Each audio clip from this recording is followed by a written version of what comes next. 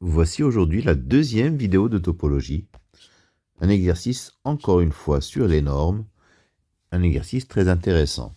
Donc E égale Mn de R, l'espace vectoriel des matrices carrées d'ordre n à coefficient réel.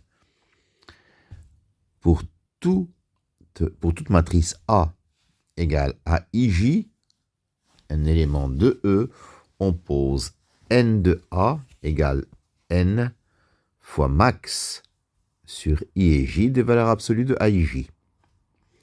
Alors vérifiez que l'on définit bien une norme sur E, puisqu'il s'agit d'une norme d'algèbre, c'est-à-dire qu'elle vérifie n de AB est inférieur ou égal à n de A fois n de B, pour tout couple AB de E.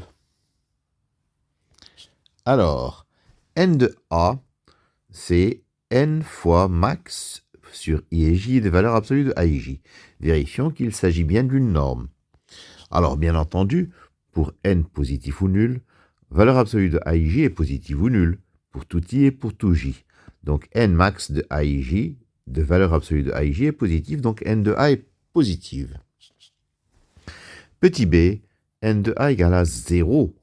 Ça équivaut à n max de valeur absolue de A et J égale à 0. Donc max de valeur absolue de A et J égale à 0 pour tout I et pour tout J. Alors, on a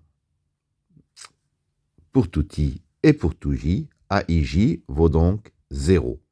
Donc la matrice A est nulle. Réciproquement, bien entendu, si A est nul, la norme de A est nulle parce que tous les A et J sont nuls, leur max est nul, donc n fois max des valeurs absolues de A et J vaut 0.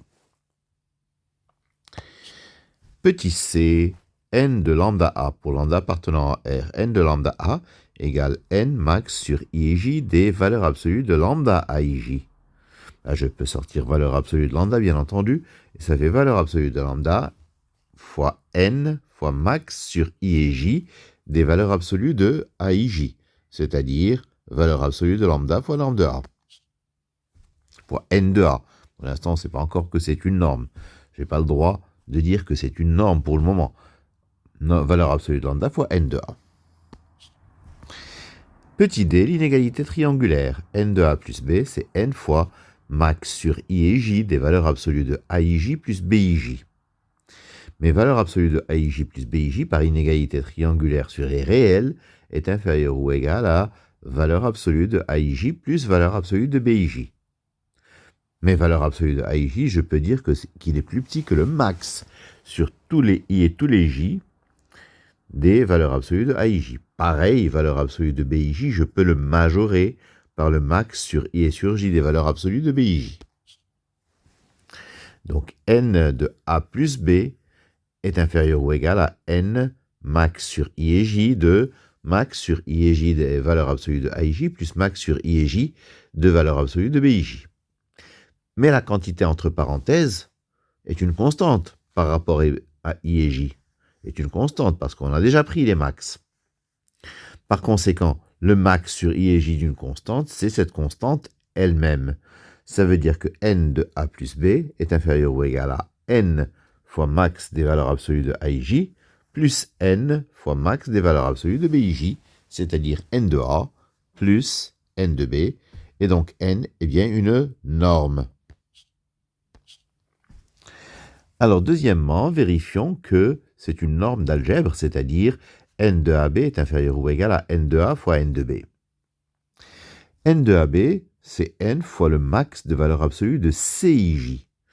Bien sûr, CIJ, c'est l'élément générique de la matrice AB. CIJ vaut la somme de K égale 1 en n des AIK BKJ, la formule du produit matriciel. Donc, valeur absolue de CIJ, c'est inférieur ou égal à la somme de K égale 1 à n de valeur absolue de AIK, valeur absolue de BKJ. Et comme tout à l'heure, valeur absolue de AIK, je vais le majorer par le max des valeurs absolues de AIJ, et valeur absolue de BKJ, je vais le majorer par le max des valeurs absolues de BIJ. Mais ces quantités max des valeurs absolues de AIJ et max de valeurs absolues de BIJ sont des constantes par rapport à K. Donc leur somme, c'est n fois le max des valeurs absolues de AJ fois le max des valeurs absolues de BJ.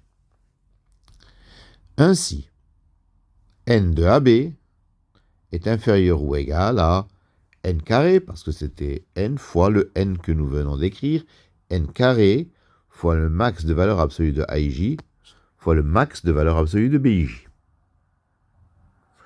Eh bien, n fois max de valeur absolue de AJ, c'est n de A, et l'autre n fois max de valeur absolue de BJ, c'est n de B. Donc nous avons bien que n de AB est inférieur ou égal à n de A fois n de B. Et c'est terminé pour ce petit exercice sur les normes de matrice. Je vous remercie de votre attention.